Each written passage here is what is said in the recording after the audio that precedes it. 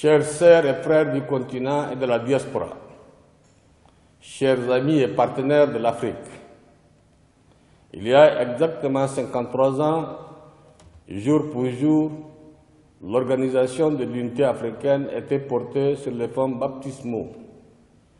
Comme il est de tradition, le continent célèbre ce 25 mai la journée de l'Afrique.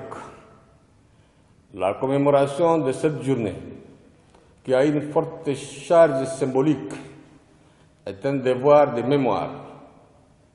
Les générations actuelles rendent des hommages mérités aux pères fondateurs qui se sont battus pour l'autodétermination et la liberté du continent.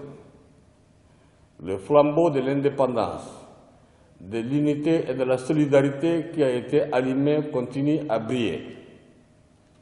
L'Union africaine, fière héritière de l'Organisation de l'Unité africaine, poursuit sans relâche cette noble bataille pour une Afrique plus unie, solidaire et résolument engagée sur la voie de son émergence.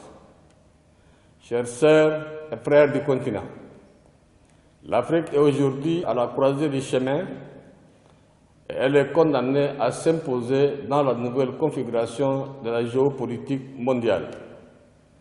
Ce pari est possible, surtout que le continent a les potentialités et les atouts nécessaires. Le premier et principal atout, c'est bien entendu le capital humain qui est constitué majoritairement de jeunes. Cette ambition légitime de jouer toute notre partition dans la gouvernance mondiale justifie l'adoption de l'agenda 2063 par les dirigeants africains. Cet agenda traduit un idéal de progrès, car il est à la fois une vision et un plan d'action. Il est question de construire une Afrique nouvelle, prospère, unie, forte et solidaire, qui repose sur des valeurs essentielles de paix, de sécurité et de stabilité. Nous devons à tout prix bâtir un continent libre, souverain, maître de son destin et débarrassé des vestiges de l'esclavage et de la colonisation. De même, nous sommes convaincus qu'une monnaie unique est absolument nécessaire pour l'Afrique, car il s'agit d'un impératif économique et social. Chères sœurs et frères du continent, dans le sillage de l'agenda 2063, un certain nombre de projets et programmes phares qui s'inscrivent dans la dynamique de la Renaissance africaine sont prévus. Au nombre de ces programmes, il y a le premier plan décennal 2015-2025 qui privilégie le développement des infrastructures, des routes, des chemins de fer, de l'agriculture, de l'énergie, de la stratégie des matières premières. Il y a aussi le projet de lancement de la zone de libre-échange continentale à l'horizon 2017 et l'amélioration du climat d'affaires pour promouvoir les investissements, garantir le plein emploi des jeunes et éradiquer la pauvreté.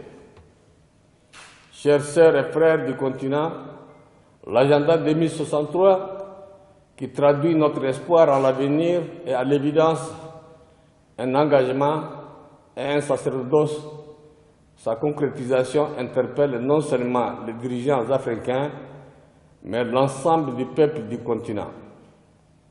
La commémoration de cette 53e journée de l'Afrique m'offre l'occasion d'inviter les populations du continent et surtout les jeunes et les femmes à prendre la vraie mesure de leurs responsabilités historiques dans cette phase décisive de la vie de l'Afrique. Chacun de nous doit se sentir acteur de ce programme salvateur de développement, de prospérité et de paix.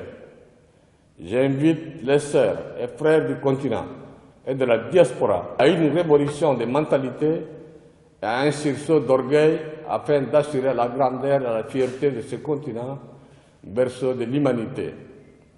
Le défi majeur auquel fait face l'Afrique doivent être nos préoccupations de premier ordre. La menace terroriste, qui compromet la sécurité et le développement, doit focaliser toute notre attention et mobiliser toutes nos forces. Je me réjouis des résultats significatifs des actions qui sont enclenchées par nos États pour mettre hors d'état de nuire les mouvements terroristes. Cependant, le spectre de la menace terroriste est réel et plane toujours. C'est pourquoi nous devons redoubler de courage et d'efforts et faire montre de plus d'engagement et de détermination pour éradiquer ce mal absolu. De même, nous devons nous investir davantage dans la prévention et la résolution des crises et conflits qui créent tant de préjudices à notre continent. Le Conseil de paix et de sécurité de l'Union africaine doit mettre les bouchées doubles pour être à la hauteur de sa mission qui est sacrée. Chers sœurs et frères du continent, il est important de rappeler que l'Union africaine a consacré l'année 2016 à l'année des droits de l'homme et des peuples avec un accent particulier sur le droit de la femme.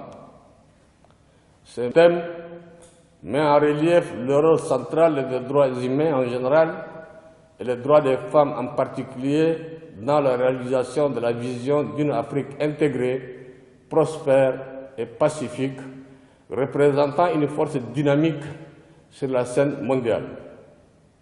La renaissance africaine appelée de tous nos vœux sera une simple vie de l'esprit sans la participation effective, active et dynamique des femmes.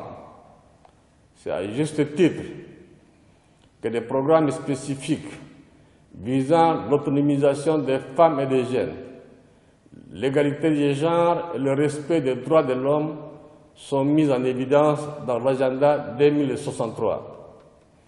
Tous nos États doivent créer les conditions nécessaires pour assurer le développement du plein potentiel productif des femmes.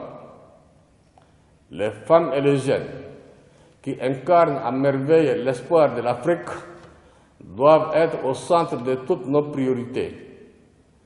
Je souhaite à mes sœurs et frères du continent et de la diaspora une bonne fête de l'Afrique. Que Dieu bénisse notre continent. Vive l'Afrique, vive l'Union africaine.